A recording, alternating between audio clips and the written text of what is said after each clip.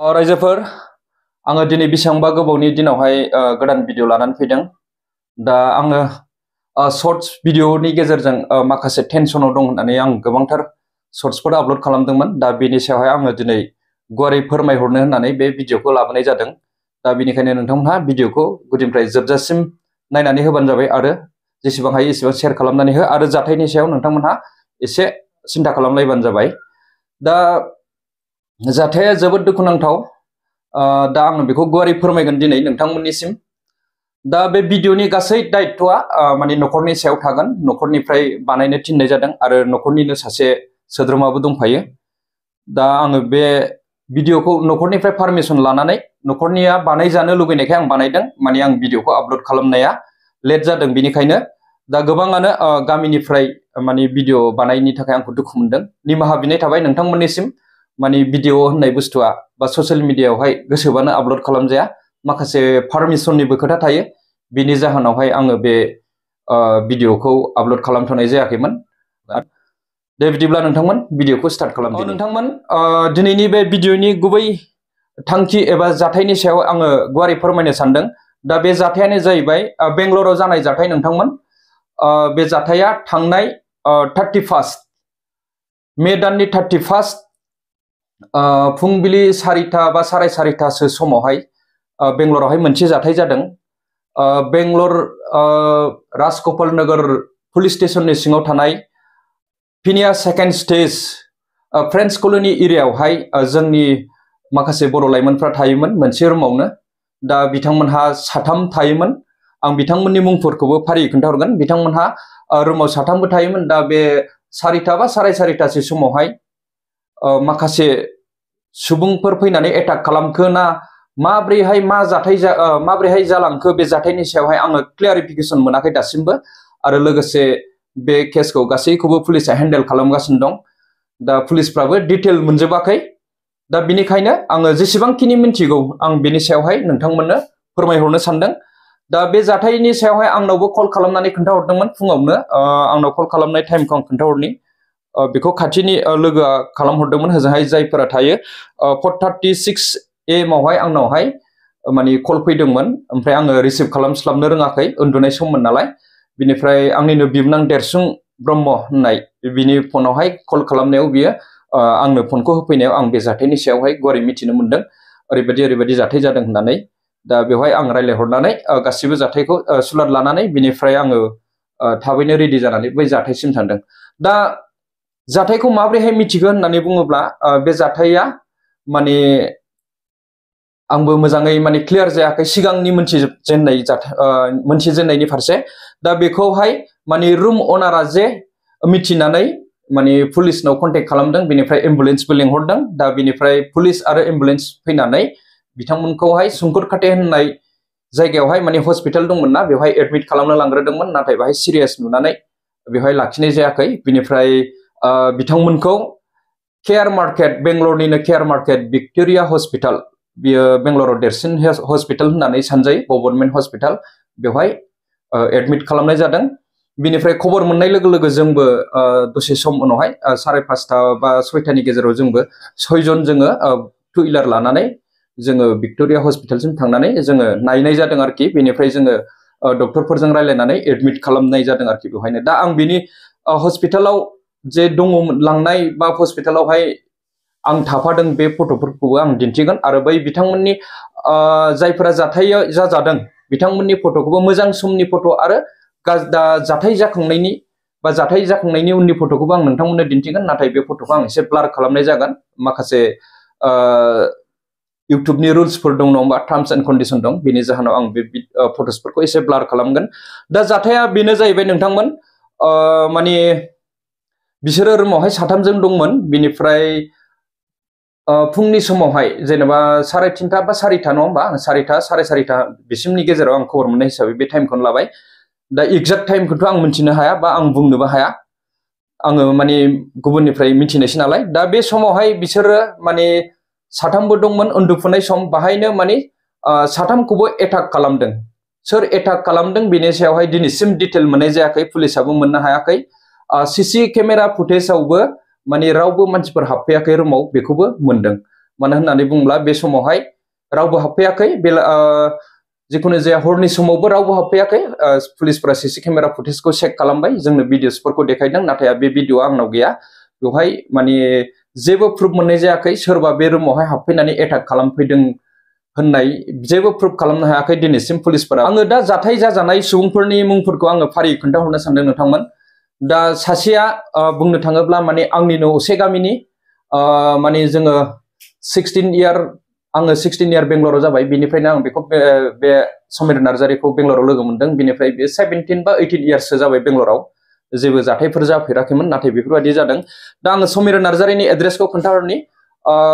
दतमा गयबारि गामि बिनिफ्राय बिफानि मुङा रुंसारि केशव नार्जारिनि फिसाज्ला दा बिथाङा जुलि जाखानाय दतमा PS नि आन्डारावहाय बिनिफ्राय पस्टआबो दतमायानो पिन कोडआ 783347 समीर नार्जारिनि बियो एड्रेस ओमफ्राय आं नैथियाव खोन्थानो सानदों सासेया बोहैथि बसुमतारी बिथांनि एड्रेसखौबो आं खोन्थानोसै बिफानि मुङा सरन बसुमतारी साउथ आफलागाव सेरफांगुरि कक्राझार डिस्ट्रिक्ट पिन कोडआ 783346 आरो सासे बावनिखौ आं खोन्थानो सानदों नोंथांमोन बे फंबायनि मुङा गिरिसन बसुमतारी बिनिफ्राय बिनि एड्रेसा बिफानि मुङा लंकेश्वर बसुमतारी भिलेज दाङाफारा खामगुरि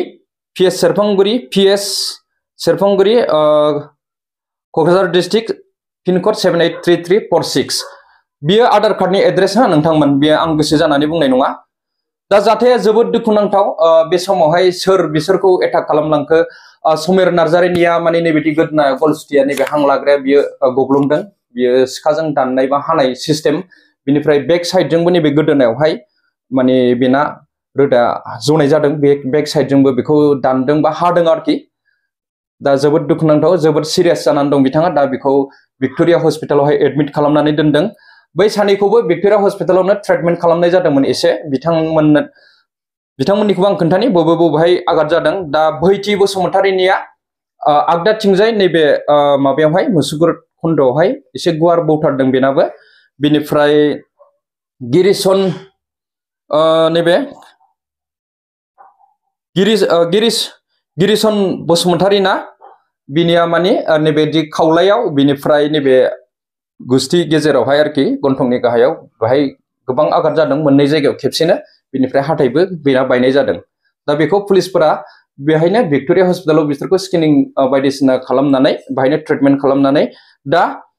जाथायखौ माने बिथांमोननाव सोंदोंमोन बिथांमोनहाथ' हुसआव दं हिसाबै दा पुलिसफोर सोंनायाव बिथांमोनहाथ' गावसोर जेबो मिथिया होननानै बुंनानै लादों दा जाथायनि सायावहाय दिनैसिम पुलिसा दासिमबो जेबो मिथिथ'वाखै बा जोंबो मिथिथ'नो हायाखै जाथाया सोर मावमारदोंमोन बा बे दायखौ सोर मावदों बा सोर एटाक खालामदों बेनि सायाव दिनैसिम क्लियार जायाखै नोंथांमोन दा आं बेखौ क्लियारलि खोन्थाहरखायो माने जाथाय जानाय समफोरावथ' माने रावबो नुसननाय जायाखै बा सीसी केमेरा फुटेजआबो जेनेबा दिन्थियाखै नङा होमबा सीसी केमेरा फुटेजआवबो जेबो प्रुफ मोननो हायाखै बेनि जाहोनाव जाथाया दा सोरनि मार बेखौ पुलिसआबो दिहुननो हाथ'वाखै दा बेनिखायनो जोङो कनफिउसआव थानानै जेबो लाब गैया नोंथांमोन दा बे जाथायखौ जाय मावदों बे खामानिखौ जायफोर मावदों बिनि गासैबो प्रुफखौ उनावहाय पुलिसफोरा दिहुनगोन जेरैब्लाबो दा न' सिंनिफ्राय गासैबो एभिडेन्सफोरखौ पुलिसा लानानै थांदों दा फरेनाव हरदों बेखौ माबानि थाखाय फरेन जाज ना मा होनो बिनि थाखाय दा बेखौ जोङो उनावहाय गासिबो क्लियारिफिकेसन मोनजोबगोन दा अब्लाबो माने जाथायाथ' गोब्राब जादों नङा होमबा बिसोरो जेनेबा रुमावनो थानानै आघात जालायनानै जेबो मिथियैनि जाहोनाव बा जेबो स्टेटमेन्ट होनो हायैयाव बे बोहैथि बसुमतारी आरो गिरिसन बसुमतारीखौ पुलिसा थानायाव लाबोदों राजगपाल नगर थानायावहाय ओमफ्राय आयेन हिसाबैहाय थानायावहाय माने जेसेबां दिन दोननो हायो नङा होमबा दोननानै बिसोरनि आयेन हिसाबै माने 24 घन्टानि गेजेराव उनावहाय बिसोरो माने बिथांमोनहा बेखौ कर्टआव लांदों बिथांमोनखौ दा सासेया सिरियास हिसाबै सासेया माने रायलायनोबो हाया समीर नार्जारिया बेनि जाहोनावहाय बिथांमोनखौ जेबो स्टेटमेन्टबो क्लियार होनो हायैनि जाहोनाव दा कर्टआव लांनानै कर्टनिफ्राय बिथांमोनखौथ' जेबो बेल मोननायनि चान्सेस गैया दा बिसोरखौ सेन्ट्रेल जेलावहाय दोनहैथ'नाय जाहैबाय आरोखि दा नैबे समीर नार्जारिया जेब्लासिम हुस फैया बा रायलायनो हाया दाथ' मानसिया हुसआव दङ हुस फैबाय माने बावैसो एसे सिरियास जादोंमोन दाख्लैहाय माने एसे गोब्राब जाथारदोंमन दा उनावहाय दा आइसिइउ आव सोफिननानै दा बिनि हालोदा एसे मोजां थासारियाव फैफिनबाय दा आङो नखरनिफ्राय लेंहरदों बिनिनो असे फंबाय पबन नार्जारी बिथांखौ बिनिफ्राय नैबे बिथांखौबो आङो लेंहरदों बिसोर सानैजों फैदों दा बियो आंनि रुमावनो दङ बेनिफ्राय आङो एखमबा बेखौ लानानै थाङो आं सोलाबोबा बेनिफ्राय इरागदाव ब्रह्मआनो नायगासिनो थाफानानै बिनिफ्राय पबन नार्जारी दा इरागदाव ब्रह्मखौ कम्पानिनिफ्राय माने बिसोर माने सायख'नानै होदों दा बेनो नायगासिनो माखासेखौ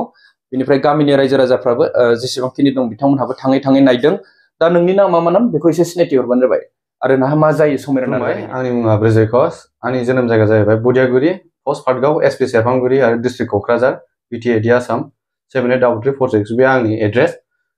समिर नार्जारीया जाहैबाय आंनि बिमानि बिदा आरो आं बेखौ मामा जायो सोमोन्दोआव दा बेनि घटनानि बागै आं जेबो मिथिनाय जायाखै जोंखौ नायनो लेंहरनायनि माबायाव जों फैनाय जादों मामा पबन बिमाय पबन जायो आंनि बेबो बे सानैजों जों फैनाय जादों दा मानसिया एसे सिरियासआव दं दा एसे मोजाङाव फैफिनबायमोन जों दाबो बेखौ नुनाय जायाखै आइसिइउ दङ जेला ओमफ्राय जों बेखौ आइसिइउनिफ्राय दिहुनगोन अब्लासो जों नायनो मोनगोन दा बे मारै दं जों बेखौ होननो हाथ'वा दे जाबाय दे गोजोननाय थाबाय माने बियो नखरनिनो मानसि आं बेनिखायनो लाफानाय जादों भिडिअआवहाय